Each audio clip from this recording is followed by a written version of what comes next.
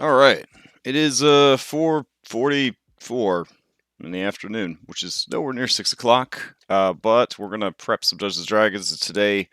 We're gonna work on our Gothic Horror campaign. Uh, there have been recommendations that I take a look at Grim Hollow. So I went to Grim Hollow's website and I picked up Grim Hollow and I gave it a quick look over, and it's pretty damn cool. Um, yeah, I'm in absolutely no. I have absolutely no interest in publishing stuff. Right? I don't. I'm not very good at writing. I'm not very good at editing. I don't want to have to go and get fancy pants artwork and license it and all that kind of stuff. So for me, like, if somebody else has already done a lot of cool mechanics, I'm not going to turn my nose up at those cool mechanics and try to come up with my own if those cool mechanics already exist. So that's what we're gonna do. Is we're gonna take a look at what Grim Hollow has to offer compared to what we are working on, and see if there's anything interesting that we could incorporate to what we have so far, and kind of take it from there. I did want to start on the realms today, but I saw some pretty good stuff in here. This is a 300-page Kickstarter campaign book. So kind of like some Odyssey of the Dragon Lords going on here. I mean, it's beefy. It's a beefy book. The artwork is very nice. The flavor is pretty cool.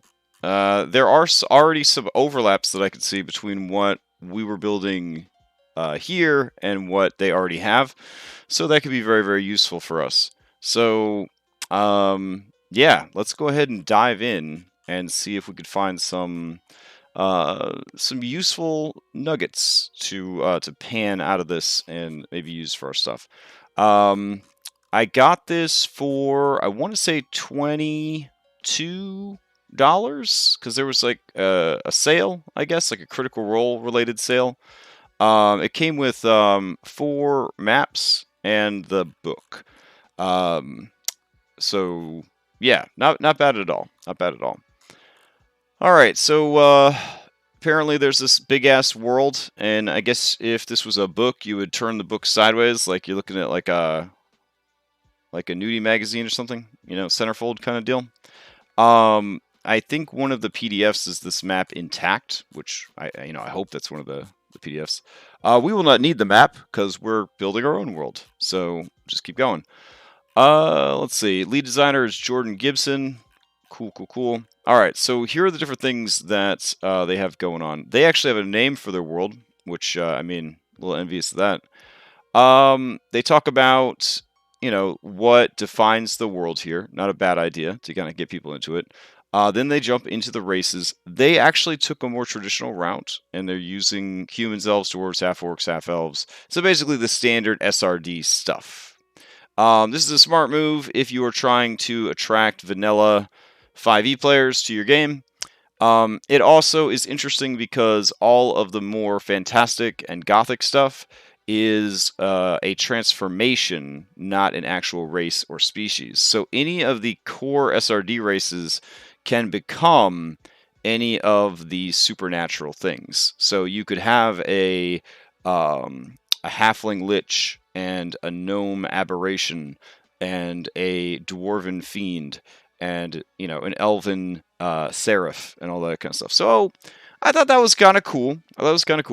I'm trying to get a bit of a palate cleanser from vanilla 5e, so I wasn't too excited about that. So then they have some character options, which are interesting. A handful of new spells, curses, expanding out on curses. Hopefully these curses are statted to not be instantly cured with, remove curse. Kind of want to, move away from that shit.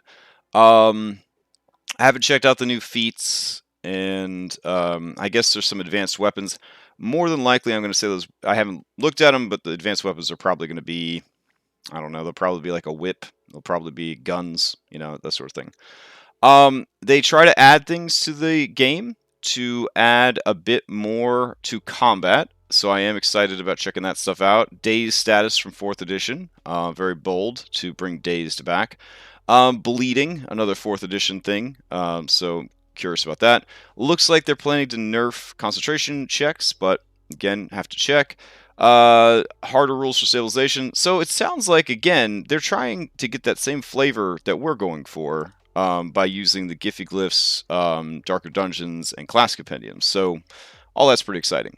Now, the transformations, that's exciting because they have skill trees for these. So as you level your character, you also level your transformation template. So very similar to our idea of leveling the races, they have these transformations that level as you grow, not in any way connected to your character class. So I guess great minds think alike? I don't know. Yeah, if I was hoping to publish like the work that we were doing, I would probably be completely decimated because these guys did such an outstanding job with this product that I would be like, what's the point? But again, since I'm just looking to create my own small little world for my own personal campaign, I view this as a huge boon, so I'm excited to check it out. Advanced backgrounds. We had just talked about this, I think, on the Discord right after the stream last week. Was the idea of having backgrounds, but those backgrounds, much like your race, actually improve as you level up, unaffiliated with class. And they put, it looks to be about 38 pages or more.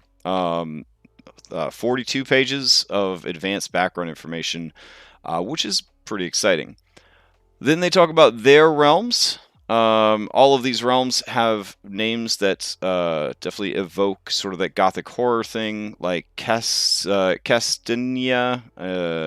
Valican. Valican is a Viking area, so we kind of have like a Viking lycanthrope theme going on. They have a similar thing going on here. And then they have the different factions. The factions are associated with realms, but also divorced from realms, so they can be found throughout the different realms. But of course, certain realms are going to be stronger with certain factions. They have a huge custom Pantheon. I was very impressed to see how much work they put into that. So they have basically a bunch of angels, a bunch of demons, the primordials, and then I guess I don't know what these Aether kindred are, but that's their deities. We've got renowned characters of Aetherus. I'm pretty sure this was like a Kickstarter goal thing where they were like, yeah, if you pledge $1 bajillion, we'll put your character in the book. So I'm not super duper excited about that. Hey, back to the beginning. What are you doing? This apparently has click navigation. And I clicked. There we go. All right, let's see. And all right. And finally, we've got the GM's Guide to Dark Fantasy. Talks about themes, conflict resolution, how to handle level progression, scaling up your encounter difficulties, because obviously if you are getting special abilities from your transformations, your class, your custom feats, your custom weapons, your custom background, you're going to be stronger than normal. So there's a section that covers that. Creating legends, grievous wounds, contraband, expanded stuff for diseases, because diseases are not really scary in 5e because you just cure them, which is something that the Giphy system tries to address as well. Then they got some lore drops here, and a handful of custom monsters. Only 8 custom monsters. And then a bunch of other stuff like thank yous and index and all that kind of stuff. So, 300 pages. A lot of pages. But yeah, we have a lot to cover. So what I thought we would jump into first is I am curious about these weapons. So let's go to these advanced weapons real quick. All right. Black powder. Yep. Okay. So basically they have guns. It's cool. I have a set of rules that I use for guns already. I guess I could give these guys a look. I'm not going to give them a look on stream, though, because, I mean, firearm rules for 5e, it's not that big a deal. They added a couple of new traits for weapons, including Brutal. Oh, yeah. These are advanced.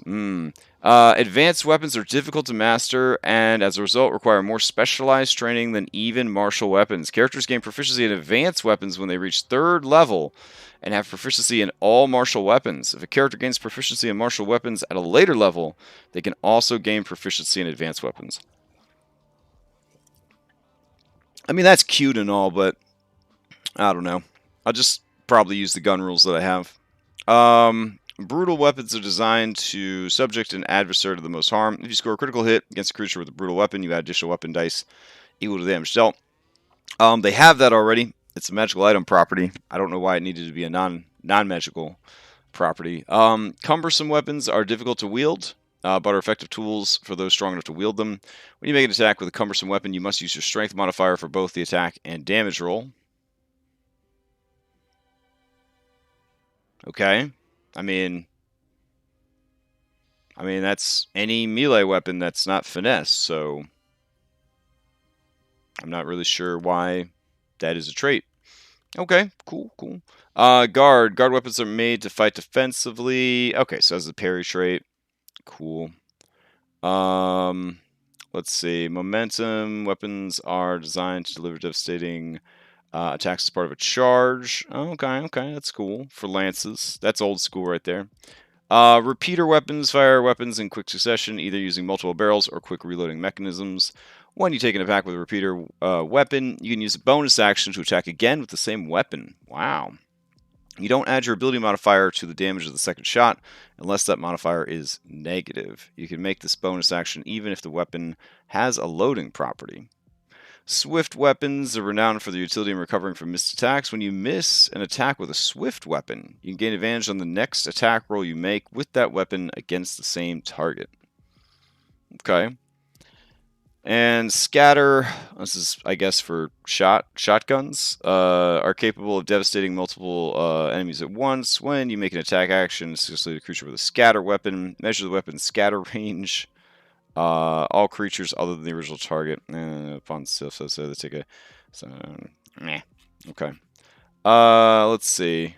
Specialized ammunition, armor piercing, blessed, incendiary, silvered. Okay. And then feats to support these things. So black powder expert, bloodhound. Okay. Let's see. While conscious, whenever a creature that is small or larger moves within 10 feet of you, become aware of its presence. Attack rolls do not have disadvantage against invisible creatures. You have advantage on wisdom and perception survival checks that rely on sound and smell. That's actually pretty cool. Hulking figure. You are broad and formidable. Is this Jeremy Crawford medium, the feat? That's amazing. You count as one size larger to a maximum size of large when determining your carrying capacity and the weight you can push, drag, or lift. When you hit a creature with a melee attack, you can use your strength modifier to hit the creature, and you deal an additional 1d4 damage. So you're always enlarged? Question mark. When you attempt a charisma intimidation check against a creature of your size or smaller, you can add your strength modifier to the results. Huh. I mean, that's really good. It's a really good feat. I like that it doesn't give you an ASI improvement, though, to kind of balance out all the other stuff. Like the new Tasha's feats are good and give you ASI improvement. Iron Gut, you eat like a giant and you drink like a fish. You gain the following benefits. Advantage against poison. When you complete a long rest, well, that's already going to be less appealing. You gain 1 additional hit die.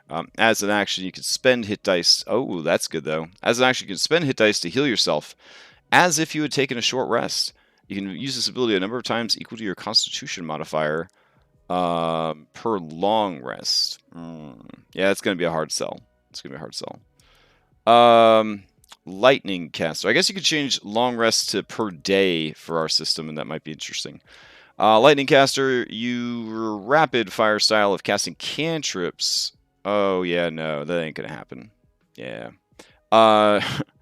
Granting you the following: whenever you cast a cantrip that can only target a single enemy, you can use your bonus action to target 2 enemies within 5 feet of one another instead. Okay, I thought it was going to be a lot worse than it was. This means technically you could never use it with Eldritch Blast, because Eldritch Blast, technically, each bolt can target a different target, so you wouldn't be able to apply it. It seems kind of pointless, honestly.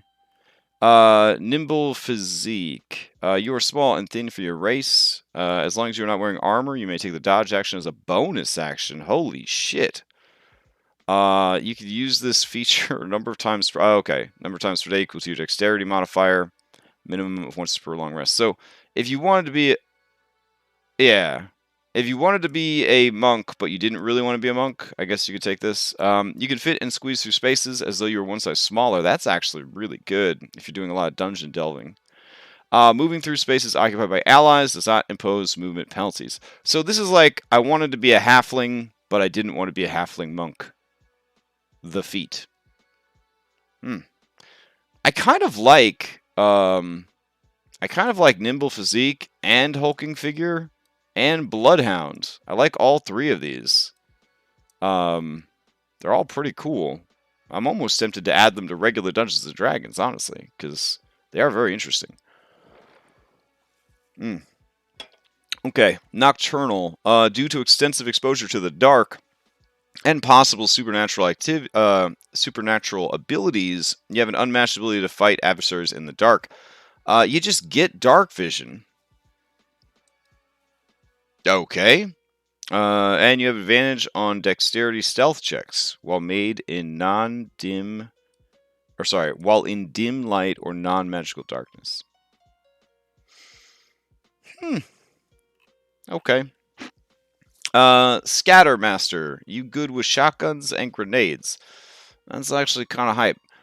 Critical hits double the damage dealt by the scatter property if they fail to save. Okay. It's very Iron Hack. When making an attack with a weapon with the scatter property, you may choose any number of targets to gain advantage on saving throws caused by your attack. Okay. You ignore the loading quality of scatter weapons with which you are proficient. It's definitely worth having if scatter weapons become a thing. For sure. Because, I mean, grenades would be kind of hype. Let's see. Thrown weapon mass. You excel at thrown weapons. You gain the following benefits. When you take the attack action to throw a weapon with the thrown property, you may immediately use a bonus action to make 2 more attacks. Holy shit. These must also be thrown. It's 2 more attacks. These must also be thrown attacks. You may use this ability a number of times, equal to your strength and dexterity modifier per short rest. If you throw a weapon as part of an attack, you may immediately draw another one-handed weapon as part of that attack. I wonder if they developed that before they found out about the Tasha's fighter ability. Either way, thrown weapons never get used enough, so I could see that being a good feat. Weaver of Maledictions. Cast spells. Okay. You have learned how to use effigy dolls when cursing your targets. These dolls take 8 hours to create and can only be used on the target that the effigy was made to resemble. Only you could benefit from the dolls you've created. When you use an effigy doll, you gain the following bennies. The target of the curse has disadvantage on their initial saving throw. The target of your curse does not know that you tried to curse them upon a success. Man, you're going to spend a whole feat on this. That's dedication right there. Alright. And Witch Hunter. You have honed and perfected your skills fighting against spellcasters. Whenever a hostile creature targets you with a spell, make a wisdom saving throw against the spell DC. On a success, the creature must choose a new target or lose the spell. This does not protect you from an area of effect spells such as the explosion of a fireball. Whenever you hit a spellcaster with a melee attack, the target's speed is reduced by 10 until the beginning of your next turn. Weird flex. You have advantage on saving throws against being cursed. It's like somehow they took They took the feat that was already there and they made it worse somehow. All right. Then we got some custom spells here, and we don't really care about these spells right now, so we'll keep going. Oh man, keep going. It's adorable. Curses. All right. From punishing afflictions to poetic justice, curses are synonymous with dark fantasy. Within Aetheris, curses are powerful spells reserved by dark casters. Woe befall the fool who takes a hag's pact lightly. Okay. This is relevant to many of my games. Let's see what they got here. Casting a curse requires spell components that bear a connection to the target of the curse. Let's see. Shadow Steel is a dark combination of metallurgy and insidious sorcery. Each curse requires a component made of Shadow Steel. Curse Strength Table. It's kind of like scrying, I guess. Triggering event. Curses often have no immediate effect upon the casting. Curses lie dormant within a target until they complete a task or action that satisfies their triggering event, like hitting your fingy on a spindle or something. Let's see. Then they start to progress, they start to escalate, accumulation, curing. Once they begin, curses are notoriously difficult to cure. Many adventurers have fallen to a curse before they're able to gather components to cure it. As a result, it is not unheard of traveling mystics to carry multiple curing agents. To cure a curse, they must be targeted with the remove curse spell. What? Why even write a bunch of extra rules? Okay. In addition, a number of cure components, there we go, are required equal to the number of stages their curse has escalated. For example, a curse that has escalated to stage 3 requires 3 cure components as well as a remove curse spell. Okay, I'm kind of into that. Alright. It doesn't. So the following items outline a number of cure components that can be found in the world. The GM can include additional components. A hag's promise, a twice murdered raven, the highest pine cone of a forest, a clock which runs backwards. Okay, I get the idea. Curse descriptions. The following curses have been sorted alphabetically. Well, that's good. Alright, let's keep going. Alright, that's a pretty cool way to handle curses, I will admit. That is pretty good. Basically adding quest requirements to it. Alright, here are the 4 E mechanics that they want to sneak back into the game. Stabilization. When a character is at 0 hit points, regains hit points. Or sorry, when a character at 0 regains hit points, they instantly become conscious and heal as per usual. However, they are still incapacitated until the end of their next turn.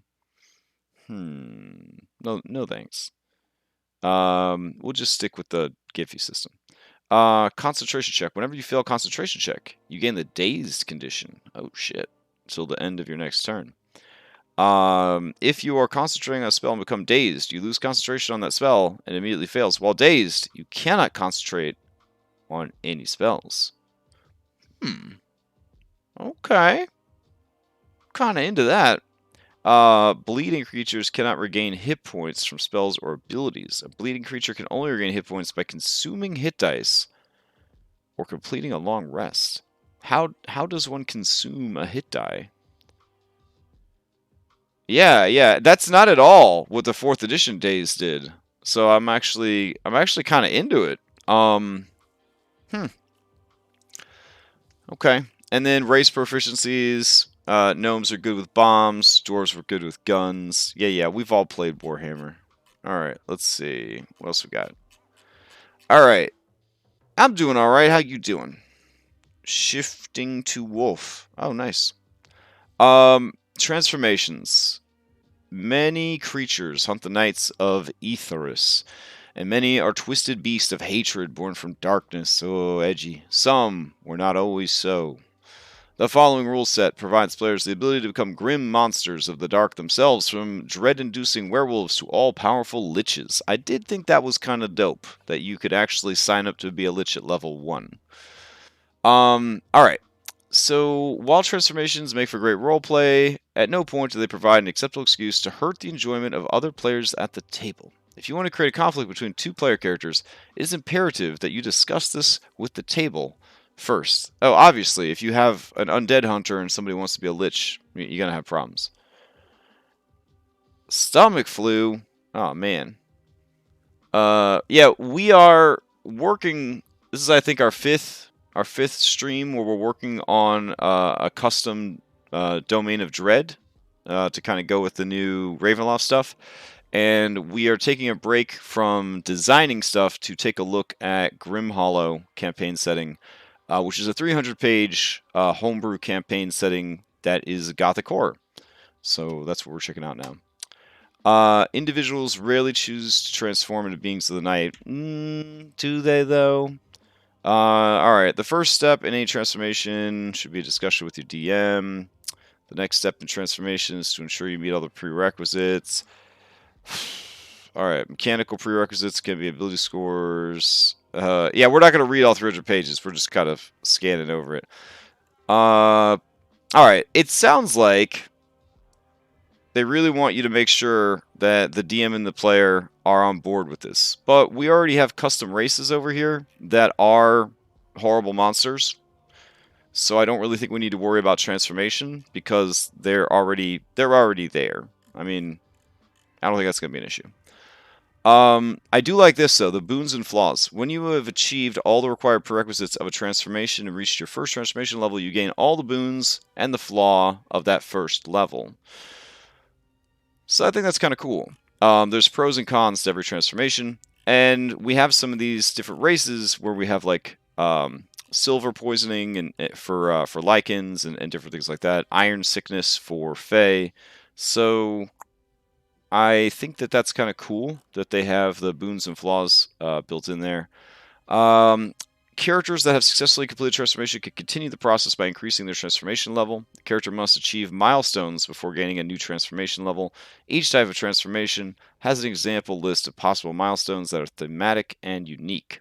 I thought that was kind of cool too, that you have to customize a secondary thing for leveling up. So, yeah. Let's see. Universal milestones: undertaking exceptionally evil or good act, completing an ancient ritual, obtaining a powerful artifact, being cursed by a dark agent, being exalted by a patron god. Whatever. Suggested class level to transformation level. Okay, keeping that in that sort of thing. Reversing a transformation is an incredibly difficult process. Blah, blah, blah. Blah, blah, blah. Okay. And then the different ones that they have here is Aberrant Horror. So basically, you're an HP Lovecraft creature. You have made deals with the Beyond. This could be very useful for the faction that is all into golemancing and building themselves custom bodies and stuff like that. So I was pretty excited about this one. So there's actually prerequisites, which is not a 5e thing, which I thought was kind of interesting. They also had prerequisites for feats, which is a 5e thing in some cases. So I guess they're kind of using that as their overlap. So you have an encounter with an aberration, magical anomaly, or some other thing. The important thing is, what do they do to their bodies? So basic adaptations. At first level, you gain the following adaptations. A chitinous shell.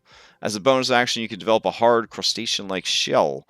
When you use this adaptation and are not wearing heavy armor, you gain +2 to your AC. However, this reduces your speed by 10. Lasts for 1 minute until you're knocked unconscious. Eldritch limbs. You can transform one or both of your arms into thick muscle, sharp claws. Okay. There's a number of what's the word I'm looking for? Supplements for flesh manipulation and flesh augmentation and stuff. I'm not too worried about finding sources for our splicer faction. So, but these are some alright ones. Let's see. And then you have a flaw, unstable mutations. Your body becomes malleable and struggles to maintain any one physical shape. Upon completing a long rest, you must roll a d100 on the unstable form table and apply the effects of the result. Okay, that's kind of cool. And then you could give them like a bigger penalty, I guess, as they get more and more stuff. Let's see. Efficient Killer, Otherworldly Tendrils, Situational Evolution, nice. And a flaw, you gain a hideous appearance. That checks out. Let's see. Level 3 transformation, you can get wings. That's fair. They like to keep wings locked up tight in D&D. Transformation boon, additional tendrils. Sure. Enhanced hypertrophy. Okay, for your natural attacks. Unstable existence. The nature of magic is beginning to unravel your material form. Whenever you roll a nat 1, 2, or 3 on a saving throw against a spell or magical ability, you must reveal your hideous appearance. Okay, that's kind of hype. Savage Predator. Oh my god. Whenever you roll to hit a target and score a nat 20, you can just deal an extra 6d6 damage. Okay. In addition, each creature of your choice within 30 feet must do a wisdom saving throw or become scared. Oh, nice. Hypertrophy is an increase and growth of muscle cells. Like Akira. Got it. Transformation boon, Masters of the Deep. Extremophilic condition. Okay.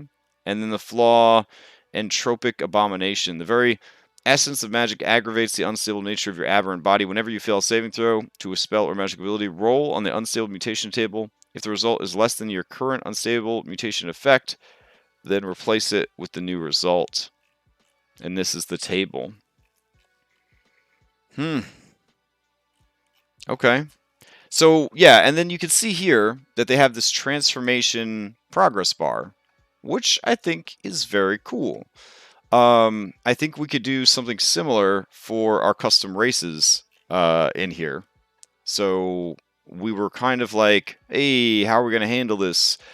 I feel like the races could be much stronger if each of them has a flaw associated with it. And then they have 4 different tiers here. We're only going level like 1 to 20. So I don't know if we want to do 3 tiers, if we want to do 5 tiers, if we want to do 4 tiers. But I like the idea of tiering it and then interspersing it with your actual levels. But I also like the fact that it's on a different level up track that's side by side with your character levels. So it's not necessarily going to automatically level up at the same time. You have to go and do things that would make you a better vampire, make you a better lichen, that sort of thing. So I thought that was pretty cool. The other ones that they have are the Fiend, where you basically, you take Fiend Warlock and you kick it to the next level. You're like, I'm not just learning demonic magic, I'm learning to be a demon. And you do transform into one over the course of the thing. I thought that was very, very cool. And then they got the Lich. Same deal. You start off a person that's trying to become a Lich, and then slowly but surely you start transforming all the way. I believe you start as an undead right off the bat. Yeah. Now, they do put the caveat here that even though you're undead, if you drop to 0, you don't instantly die. Because Vanilla 5e is no joke. Let's see. Oh, you must have the ability to cast 7th level spells. Yeah, I guess you wouldn't start off as an undead. But I like that they quantify turning into a Lich into like a gameplay experience. Because I've run a lot of games in 28, 27 years or whatever. And there have been a lot of people that wanted to become Liches. So it is kind of cool to have that sort of quantified in the game as like, hey, this is the transformation process. So even just for this kind of stuff, I felt like it was really, really cool. A very good resource if you want to add any kind of spooky shit to your game. And everyone, I want to say everyone, will eventually have a player who is like, I let the werewolf bite me over and over and over again. I want to be a werewolf. I want to be a werewolf so bad. Please let me be a werewolf. And a lot of DMs are like, I don't know what to do because werewolves are very strong, and especially if they have character levels. So this introduces a methodology to allow a character to become a lycanthrope through a gameplay, which is pretty cool. Yeah. Now the flaw here is lust for the hunt. So the savage nature of your curse sometimes causes you to lose control. When you're in your hybrid form, you must succeed at a DC 10 Wisdom saving throw at the beginning of each turn, or lose control. Each turn! If you are in the light of a full moon, you automatically fail this saving throw. And if you fail the saving throw, you are subjected to the following until you succeed. And then you basically go into a berserker rage. That's just the level 1 flaw. So holy shit. But it does start to get even cooler as it levels up. They even have 2 different flavors, bear and wolf, as you go. They've got this whole silver sensitivity thing, which is interesting. They give you straight up vulnerability to it, and list that you can never have resistance to attacks made with silvered weapons. So, yeah, I mean they take it very seriously, but they also make sure that you are very, very strong. Very, very strong. Let's see. Fraying memories. So this is where you start to become more bestial and start to forget a lot of your intelligence-based skills if you had any, as you start to focus more and more on being an animal. And then finally, the strongest form, where you unlock all this good shit. You have predatory nature. You begin to realize the true cost of your transformation. The beast within this gain more control of your body than you have. While you can control it at times, it cannot be contained forever, and when it breaks free, it will delight in slaughter. Yeah, so if you can see, hear, or smell a helpless creature, you gain disadvantage on all your wisdom saving throws. Again, if you want to use your werewolf powers, you have to go into hybrid form, and if you go into hybrid form, you have to make a wisdom saving throw at the beginning of every turn, or you lose your shit. Now, it doesn't look like they scale the DC, so as long as you have a high wisdom score, you're gonna probably do okay, especially when you get to higher levels. Even with disadvantage, you can't critically fail a saving throw. So, like, most people are still gonna be okay if they become a werewolf. Only people that have really low wisdom scores are gonna suffer. If you're like a, I don't know, a druid or a cleric werewolf, I mean, you're gonna be doing all right. But I thought it was pretty, or a monk. I thought it was pretty interesting. Then there's like the ability to actually ascend and become an angel. I thought that was kind of cool. Kind of eyeballing this for the Justinian faction. Might be a cool thing to do. I like the idea that these are seraphs. They are not technically angels. They're like, maybe an idealized form. Basically like a mortal that has been infused with angelic power. And therefore, they don't necessarily have to be traditionally good, which I thought was kind of cool. And let's see. The other one is the vampire. Which we could kind of look through and see, how does it compare with the vampire we have, sort of thing. These guys actually get more of the traditional vampire stuff. So vampiric mist, which is amazing. Unearthly reflexes, which is pretty cool. So these are fueled by points. You actually have like an economy of something called fury points. And then you use those fury points, sort of like monk key points, to power up your abilities, which is pretty cool, actually. You do eventually become undead. Let's see. Well, I guess you become undead right away. In addition, you change to undead. And they do change it so that when you drop to 0, you do not die instantly like undead are supposed to. Which is important if you have a D&D character, and you don't want them to die instantly at 0. We've got information about feeding. Let's see. You start leveling up. There's 2 different paths you could take, I guess. You could be a fighter vampire. You could be a spellcasting vampire. And then I guess you could also be a shape-changing vampire, which is kind of cool. Let's see. As you get more powerful, you can... let's see... Yeah, become even better at using your vampiric speed to fight. You could get better at controlling aminals, which is a vampire trope. And then, of course, the charming gaze. Oh, man. You start to take acid damage from running water. Classic. You take radiant damage if you are in sunlight. And you must feed every 3 days, or you start to get messed up. And transformation flaw, stake to the heart. When you're attacked by a creature with a wooden or silvered weapon, if they score a natural 20 to hit, and you have 50 hit points or less, they manage to lodge the weapon into your heart. You become paralyzed for 1 hour, or until the weapon is removed, whichever is greater. Huh. I mean, that's pretty damn cool. All right. Huh. So, that is the transformations. The main thing that I'm looking at for the transformations is this here progression chart. I feel like this has got the good stuff. So I'm going to put this down by our races thing.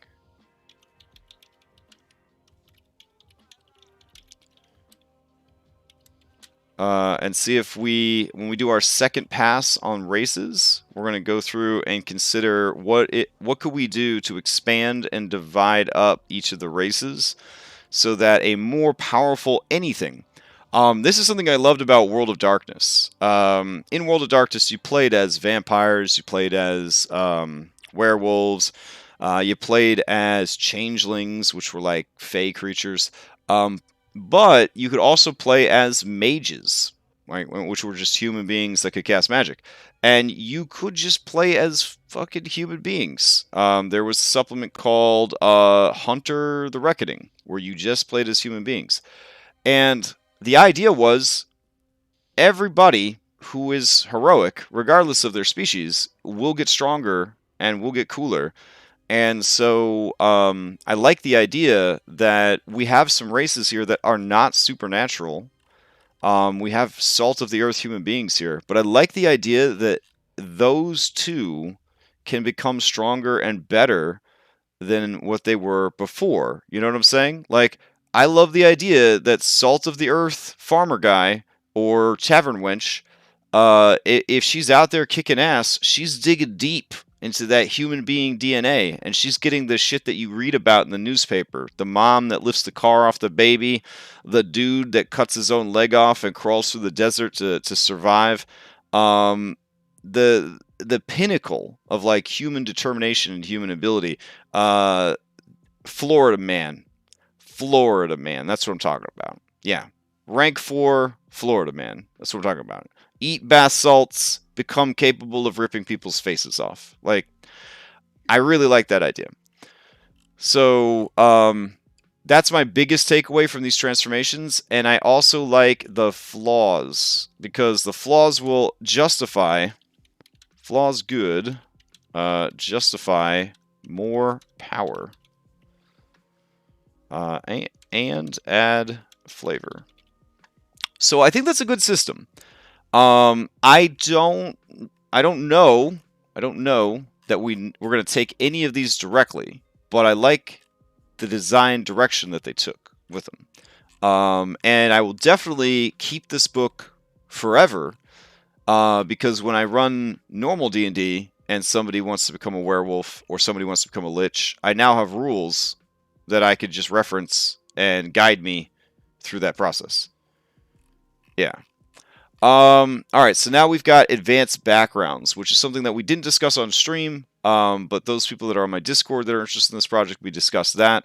I'm going to go and grab my Discord conversation about it real quick, and And this is weird, right? We had this conversation, and then I went and checked this out, and I was like, well, shit.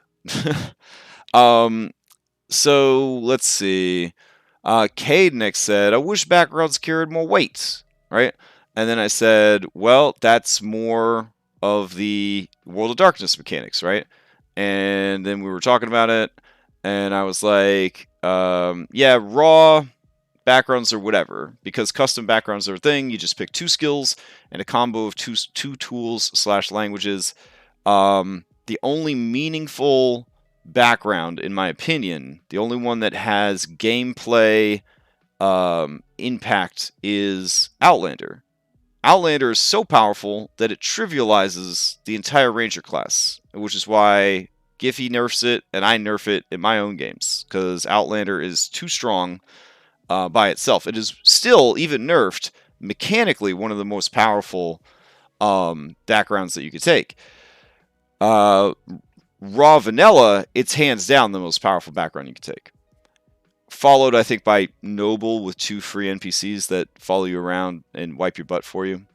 Let's see. So I was kicking around the idea of custom backgrounds. We don't want to get too crazy. What if we had 3 backgrounds per realm for a total of 15 backgrounds? And so I was like, vampires would have the Blood Scholar, the Archivist, and the Socialite. And then Contested Realm would have Peasants, Merchants, and Craftsmen. The Fae would have Hunters, Snoops, which are like spies and scouts, and Mercs, which would be mercenaries, spell, and swords for hire, that kind of thing. The Justinians would have the Inquisitor, the Acolyte, and the Idealist. And the Constructs would have the Doctor, which also includes Plague Doctor, just gonna throw that out there. Tinker, and Splicer. And the Splicer is heavy into self-augmentation. So obviously these would overlap. You could have a Vampire Inquisitor. You just have to explain, like, why are they Inquisitor? What are they inquisiting? That sort of thing. You could have a Lichen Splicer. What are they all about? Why did they get into splicing? Like, why are they attaching new body parts to themselves? They can already change their form and stuff. But by dividing it into realm, we show more definition of each realm. Because obviously every realm would have peasants / slaves, that kind of thing. So I was like, damn, pretty proud of myself. Pat, pat, pat. Good stuff. Came up with some unique stuff here. Good stuff. And then I read this book, and then I get to advanced backgrounds, and I'm like, huh. Okay. Cool. It's already been done. So what is interesting about these advanced backgrounds is they take the SRD backgrounds as their base, and then they kind of build off of them. And they add this thing called the Profession Die. So Profession Dice are the in-game advantages provided to characters by their background. This is very World of Darkness. In World of Darkness, you invested points into your character sheet. The whole character sheet looked like a Scantron test sheet, and you would fill in bubbles on the sheet. Maybe I could just bring up a picture of one real quick. Let's see. World of Darkness character sheet. Let's see. I think it would make a lot more sense if I just brought up a picture of one. All right. Yeah, this works. So open a new tab. No. I want open image in new tab. Okay. This is a very low resolution image, but we'll try to make it work. All right. So if you look at this sheet, you got your 9 stats up here that are divided into 3 categories: power, finesse, and resistance. Intelligence, wits, resolve, strength, dexterity, stamina, and presence, manipulation, and composure. I always love this system. Now you've got 1 to 10 Scantron dots that you could fill out. When you level, they give you dots, and you just fill in the dots. Just fill in the fucking dots. So then they've got skills, which are divided into mental, physical, and social, and then they've got this other shit for merits, flaws, aspects, and those also have little Scantron circles that you fill in.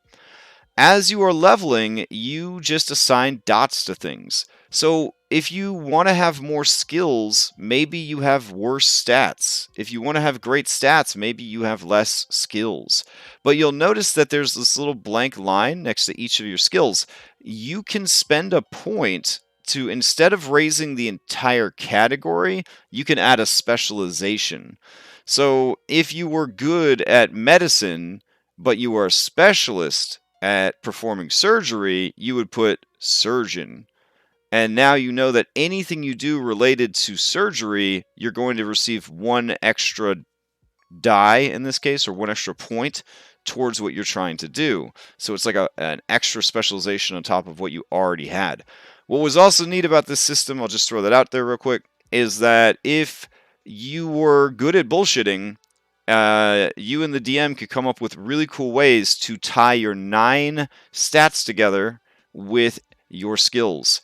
So if you were using stealth, right, but you are telling the DM, yeah, I'm using my stealth, but I'm also basing the route I take around the research I did on the security protocols for this place and the routes that their guards take, you could say, oh, the DM might say, oh, do you want to do intelligence stealth? And then you would add your intelligence value and your stealth values together. And you could mix and match shit back and forth like that.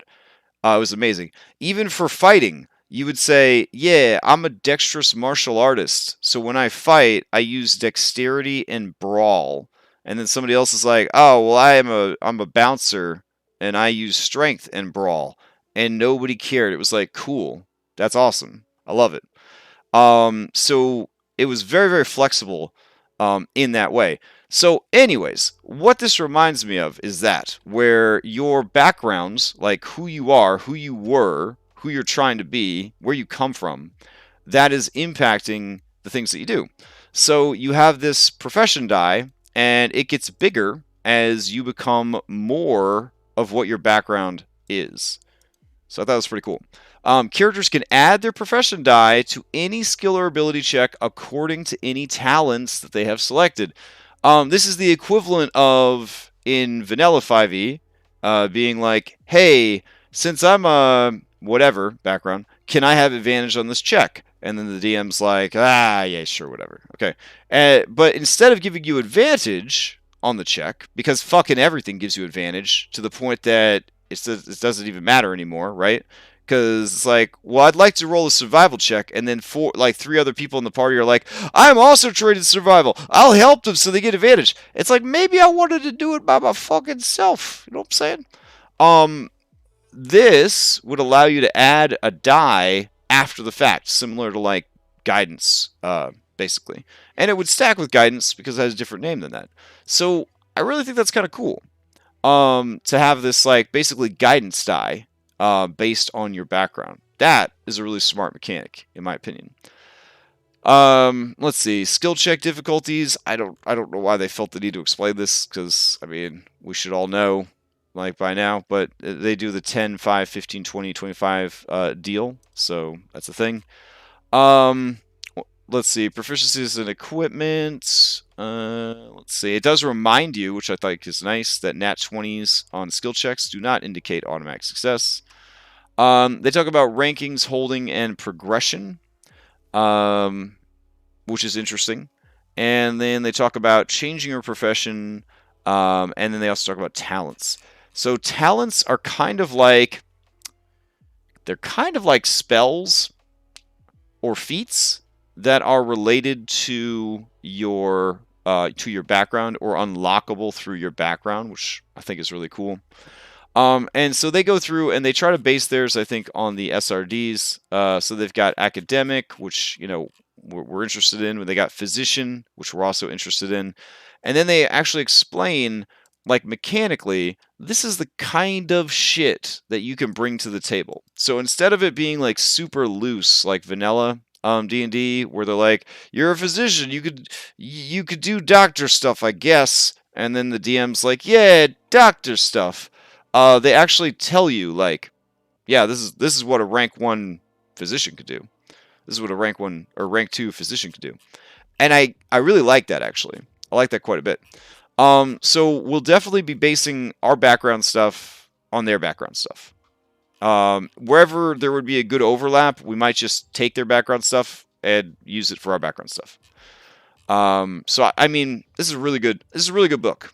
I mean, obviously there's going to be some balance issues because homebrew, because tabletop, but overall, man, it's really impressive. So we scroll through all these different professions. There's a lot of them. Oh, and look at this. Look at this. They have peasant.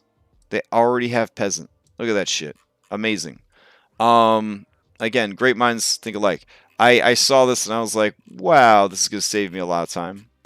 Let's see. They got merchant already, so that's cool. Criminals, cutthroats, burglars. Let's keep going. But overall, this background system is very exciting. I want to say that I don't know if it's more exciting than the transformations, but I think it's up there with the transformations. The transformations and the backgrounds are probably my two favorite things from this book. And they really went hard. This is a lot of stuff. Like, they took the backgrounds very, very seriously. And if we're gonna do something like this, man, does it save us a lot of time to have that already done.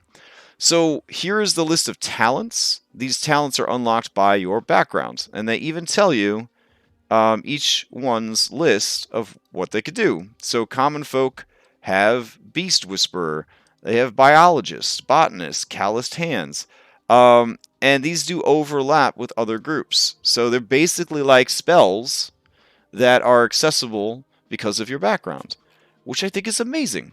So, like, if you're a Beast Whisperer, whenever you make a Wisdom Animal Handling check, you can add your profession die. Pretty cool. So these are your specializations based on your background, which is what gives you your bonus die to make you better at doing them. I don't know. I think it's a really elegant system. I like it. I like it a lot.